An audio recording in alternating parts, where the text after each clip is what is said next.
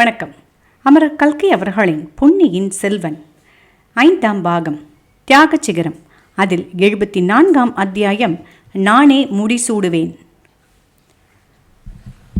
வந்தியத்தேவன் கடைசியாக கூறினான், இளவரசே, ஒரே ஒரு மனிதர் மனது வைத்தால் உண்மையில் என்ன நடந்தது என்பதை சொல்லி என்னை குற்றமற்றவனாக்கலாம். அந்த ஒருவர் பெரிய பழுவேட்டரையர்தான். கடம்பூர் மாளிகையில் யாழ் களஞ்சியத்தில் ஒளிந்திருந்த என்னை திடீரென்று கழுத்தை பிடித்து இறுக்கி கீழே தள்ளி மூச்சை அடைந்து விழச் செய்தவர் அந்த வீர பெருமகனாராகவே இருக்க வேண்டும் என்று ஊகிக்கிறேன். வேறு யாரும் அங்கு நிச்சயம் அச்சமயம் வந்திருக்க முடியாது.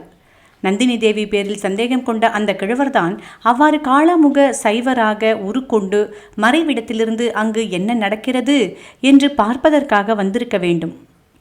காளாமுக சைவ கூட்டத்தை சேர்ந்த இடும்பன்காரி அவருக்கு இரகசிய வழியில் வருவதற்கு உதவி செய்திருப்பான். ஆனால் அந்த மாபெரும் வீரருக்கு என்னை முதல் பார்த்த போதே என் மீது வெறுப்பு உண்டாகிவிட்டது.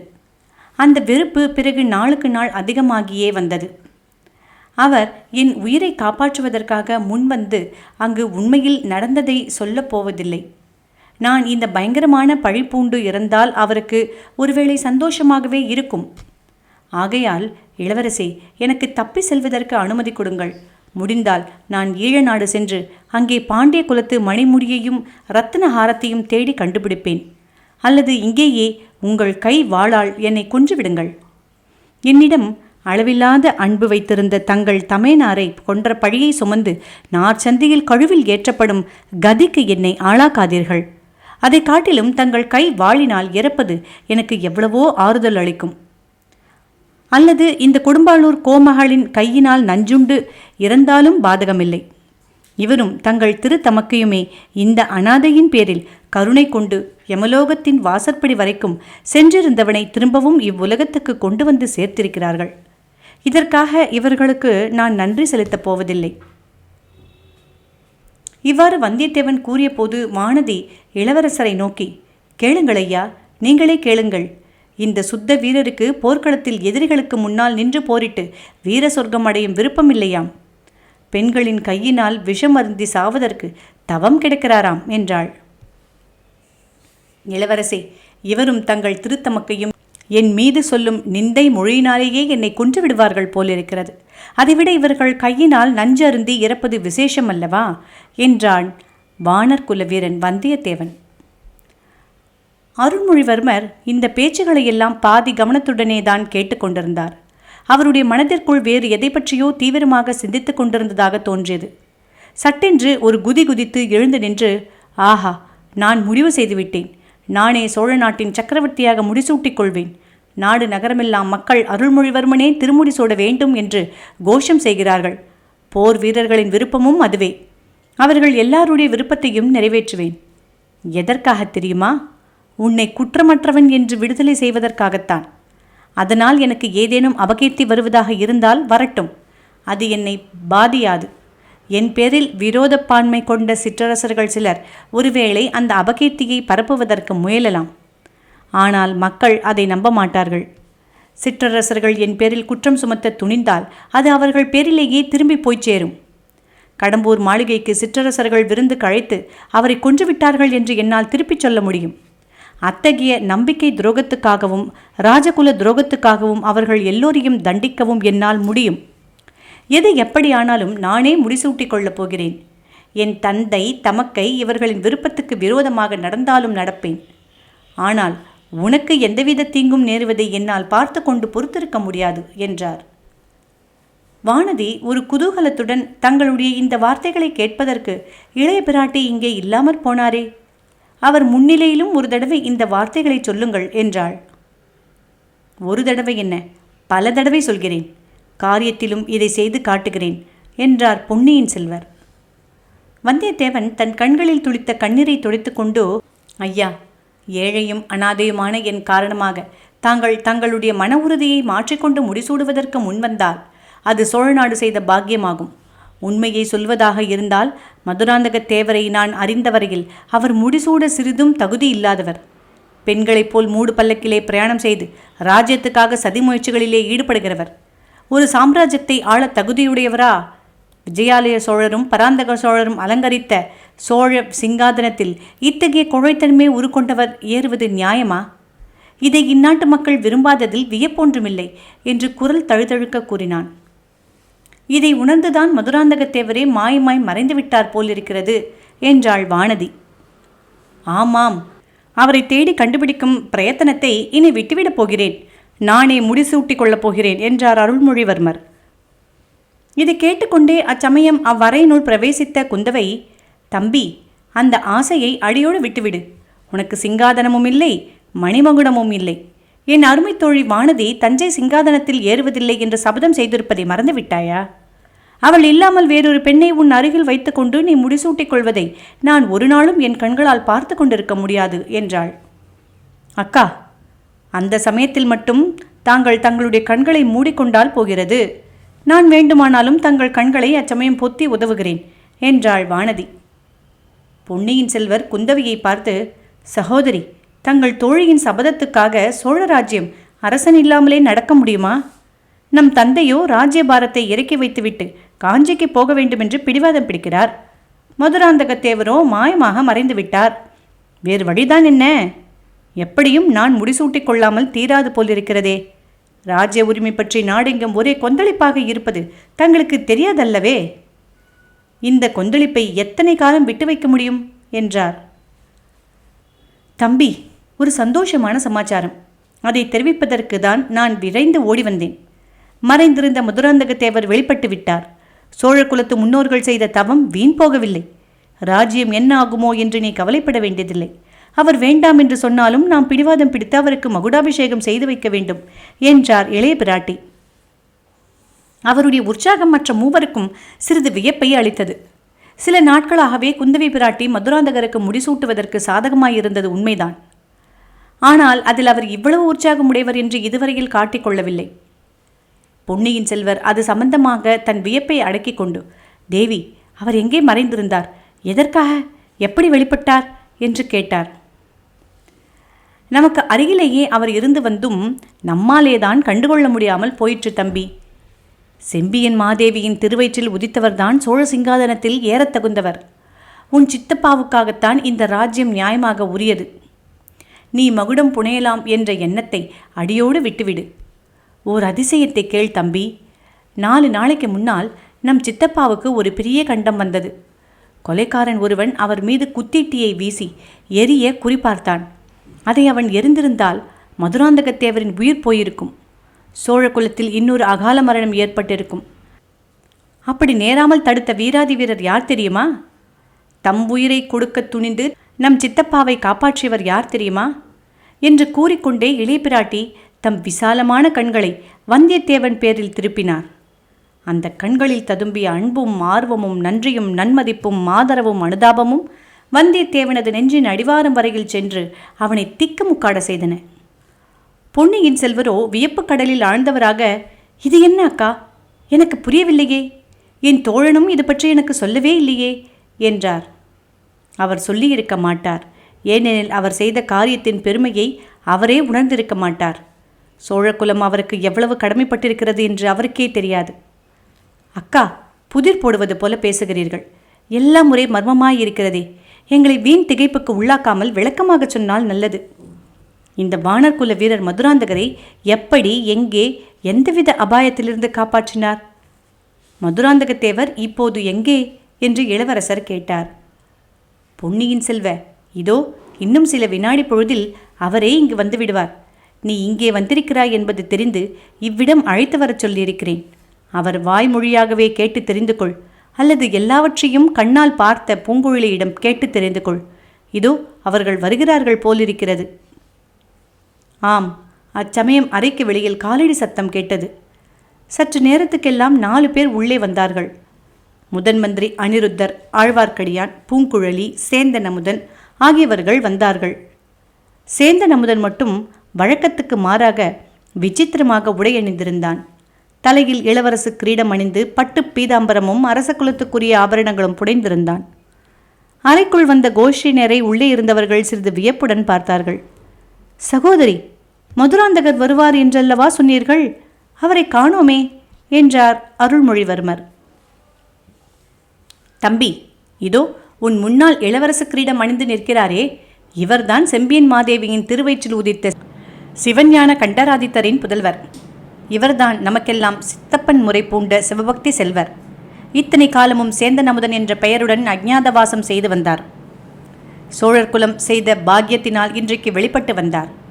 இவரைத்தான் 4 நாளைக்கு முன்னால் கொடியோன் ஒருவன் ஈட்டினால் குத்தி கொல்ல முயன்றான். அதை தடுத்து இந்த வானர்குல வீரர் சோழகுலத்துக்கு இணையில்லாத உதவி புரிந்தார். நமது முதன் மந்திரியின் சீடரான இந்த வீர வைஷ்ணவர் இவர் சைவர் என்பதையும் பொருட்படுத்தாமல் இவரை கோட்டைக்குள் கொண்டு வந்து சேர்த்தார். இச்சமயத்தில் திருமலை குறுக்கிட்டு, தேவி, இச்சைவருக்கு நான் எந்தவித உதவியும் செய்யவும் இல்லை, செய்ய விரும்பவும் இல்லை. வல்லத்து இளவரசரை பல்லக்கில் கொண்டு வருவது சாத்தியமாகும் பொருட்டு இவருக்கு மாறுவேடம் புனைந்து யானையில் ஏற்றி வந்தேன் என்றான். குந்தவை, ஆமாம், திருமலை நம்பி இரு வகையில் பேருதவி புரிந்திருக்கிறார். மதுராந்தக தேவருக்கு இளவரசு கிரீடம் அணிவித்து யானை மீது ஏற்றி கொண்டு வந்தபோது உண்மையிலேயே இந்த நாட்டின் சிங்காதனத்துக்கு உரியவரை அழைத்து வருகிறோம் என்று தெரிந்திராது. அல்லது தெரிந்து தான் செய்தாரோ அதை நான் அறியேன். எப்படியேனும் இருக்கட்டும் தம்பி, இத்தனை காலமும் மதுராந்தகத்தேவர் என்று நாம் எல்லோரும் எண்ணியிருந்தவர் உண்மையில் மதுராந்தகத்தேவர் அல்ல. இவர்தான் சோழகுலத்தின் தவப்பயனாக மூத்த எம்பிராட்டியின் வயிற்றில் உதித்தவர். நாம் அறிய முடியாத இறைவன் திருவிளையாடல் இவரை இத்தனை காலமும் குடிசையில் வாழ்ந்திருக்கச் செய்தது. ஆயினும் சோழர் தொல்குடியில் பிறந்ததனால் வந்த குணாதிசயங்கள் இவரிடம் குடிகொண்டிருந்ததை நாம் எல்லோரும் ஒவ்வொரு சமயம் பார்த்து வியந்திருக்கிறோம். முன்னொரு சமயம் இவர் இந்த வானர் குலத்து வீரரை தப்ப வைப்பதற்காக செய்த முயற்சியை நாம் அறியோமா? தம்பி, உன்னை இவரும் பூங்குழலியும் கோடிக்கரையிலிருந்து நாகப்பட்டினம் அருகில் கொண்டு போய் சேர்த்ததைத்தான் மறக்க முடியுமா? இவர்தான் உண்மையில் நம் சித்தப்பா என்பதை இன்று செம்பியன் மாதேவியின் வாய்மொழியாகவும் அறிந்தோம். இவரும் ஒப்புக்கொண்டார். தம்பி, இந்த புண்ணிய தினத்தில் இவரை நம் அரண்மனைக்கு வரவேற்கிறேன். இல்லை இல்லை, இவருடைய சொந்த அரண்மனைக்கு வரவேற்கிறேன். இத்தனை காலமும் நம்மை விட்டு பிரிந்து வாழ்ந்தவரை இன்று நம் குடும்பத்தோடு ஒன்று சேர்த்து விடும்படி அழைக்கிறேன். இத்தனை நாளும் பிரிந்திருந்தவர் நம்மோடு வந்து சேர்ந்த வைபவத்தை எவ்வளவோ விமர்சையாக கொண்டாட வேண்டும். அதற்கு தகுதியான காலம் இதுவன்று. இந்த செய்தியை எவ்வளவு தூரம் வெளியில் தெரியாமல் நமக்குள் வைத்துக் கொள்கிறோமோ அவ்வளவுக்கு அவ்வளவு நல்லது. ஆகையால் நமக்குள்ளேயே இந்த வைபவத்தை நடத்தி கொள்ளலாம். சித்தப்பா, இப்படி வாருங்கள். நெடுநாளைய பிரிவுக்கு பின்னர் இன்று சோழகுலத்தில் வந்து சேர்ந்ததற்காக எங்கள் மகிழ்ச்சியை வேறு விதத்தில் தெரிவித்துக் கொள்ள முடியவில்லை. என் அருமை சகோதரர்கள் வெளியூர்களுக்கு போகும்போதும் சரி, திரும்பி வரும்போதும் சரி, அவர்கள் நெற்றியில் நான் திருநீர் பூசி குங்கும திலகம் இடுவது வழக்கம். அதுபோலவே இன்று திரும்பி வந்து சேர்ந்த தங்கள் நெற்றியில் திருநீரும் குங்குமமும் இடுகிறேன். இவ்விதம் கூறிவிட்டு இளைய பிராட்டி குந்தவை தேவி சேந்தன் அமுதன் என்று இத்தனை காலமும் பெயர் வழங்கிய மதுராந்தகன் நெற்றியில் திருநீரும் குங்குமமும் இட்டார். அப்போது முதன் மந்திரி அனிருத்தர், சோழகுல தோன்றல் இளங்கோ மதுராந்தகத்தேவர் நீடூழி வாழ்க என்று ஆசை கூறினார். வாழ்க வாழ்க என்று ஆழ்வார்க்கடியான் நம்பி எதிரொலி செய்தான். குந்தவை முதலில் பேச ஆரம்பித்த போது அருள்மொழிவர்மர் உள்ளத்தில் வியப்புத்தான் அதிகமாக இருந்தது. அதில் சிறிது சந்தேகமும் கலந்திருந்தது.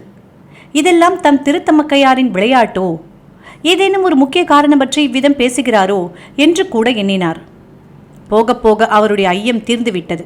குந்தவை தேவியின் வார்த்தைகள் இதய அந்தரங்கத்திலிருந்து வந்த அன்புணர்ச்சி ததும்பிய வார்த்தைகள் என்பதை அறிந்தார்.